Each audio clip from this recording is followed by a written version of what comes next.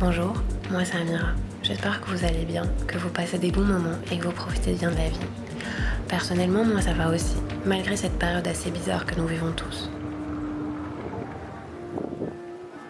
J'ai décidé de vous faire une deuxième vidéo pour vous parler de mon volontariat en Grèce. Parce que ça a vachement changé depuis le jour où je suis arrivée et maintenant. Parce qu'il n'y avait pas du tout de confinement. J'ai profité de visiter Athènes, j'ai été à la plage, et puis tout le monde était dehors à profiter du soleil, en buvant des freddo espresso, ou un petit tsipulaki, ou en mangeant des bons gros souvlaki. Alors, comment se passe mon volontariat en Grèce ? En vrai, tout va bien, et j'ai appris beaucoup de choses, que ce soit au niveau humain ou technique. Mais la raison pour laquelle je viens vous parler aujourd'hui, ce n'est pas du tout pour vous raconter ce que j'ai fait ou pas, mais plutôt un sujet qui nous touche tous à un moment donné de notre vie, et peut-être plus en période de confinement. J'en parle aujourd'hui parce que moi ça m'a personnellement touchée, et j'avais envie de partager ça avec vous à travers cette vidéo.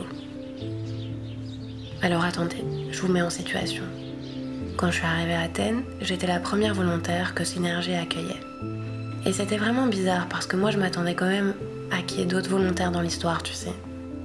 En plus de vivre dans une énorme maison qui pour moi ressemble à un manoir, au début l'équipe venait juste les lundis, mercredis et vendredis.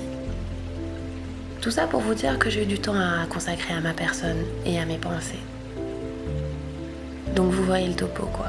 Je débarque fraîchement à Athènes, je ne connais absolument personne, la langue m'est totalement étrangère, et cerise sur le gâteau, les conditions actuelles n'aident franchement pas à l'équation.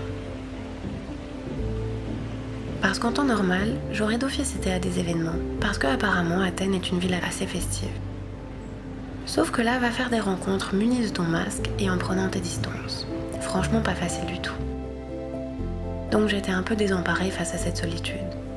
Mais je vais vous dire un truc avant que vous soyez tous là, mes meufs. Tu devrais apprécier ta compagnie, apprécier ta solitude, apprécier ta personne. Et je suis totalement d'accord.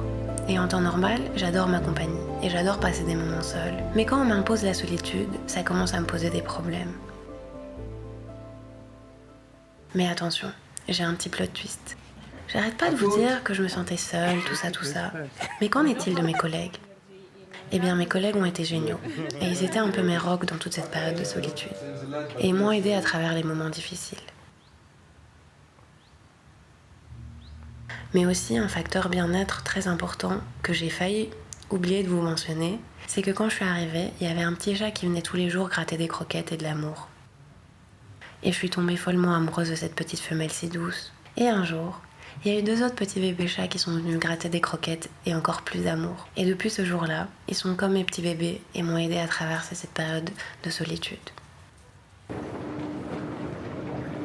Étant la seule volontaire de Synergie, j'ai pu vraiment apprendre à connaître l'équipe et on a créé des liens assez forts. Ils m'ont invitée chez eux, on a visité la ville ensemble, on s'est fait des petits dîners ou on allait tout simplement boire des coups ensemble.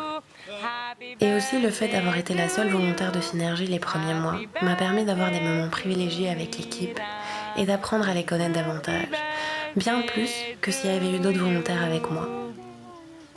Mais entre-temps, 2 autres volontaires m'ont rejoint, donc ce qui fait qu'il y a plus de vie dans la maison et ça change l'ambiance. Donc je suis vraiment heureuse d'avoir pu découvrir ces 2 facettes-là.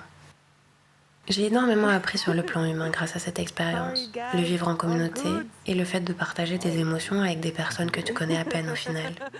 Mais c'est vrai que j'ai aussi passé beaucoup de moments avec moi-même et franchement j'en retire que du positif.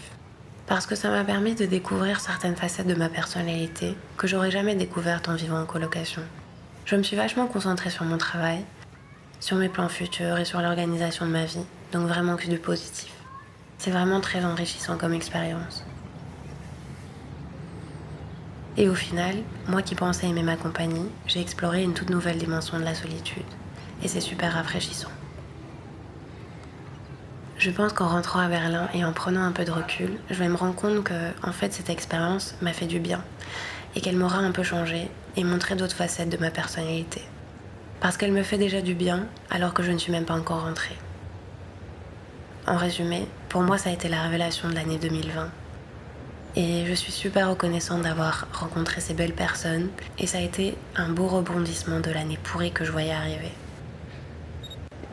Voilà les gars, ce sera tout pour moi. La morale de cette histoire, kiffez-vous, profitez de vos moments seuls et aimez votre compagnie et surtout aimez-vous. Je sais que cette période est très chelou, mais on va la surmonter ensemble si on serre les coudes. Et comme le dit si bien RuPaul, If you can't love yourself, how in the hell you gonna love somebody else? Je vous fais des bisous la mif et je vous dis à très bientôt. Ciao!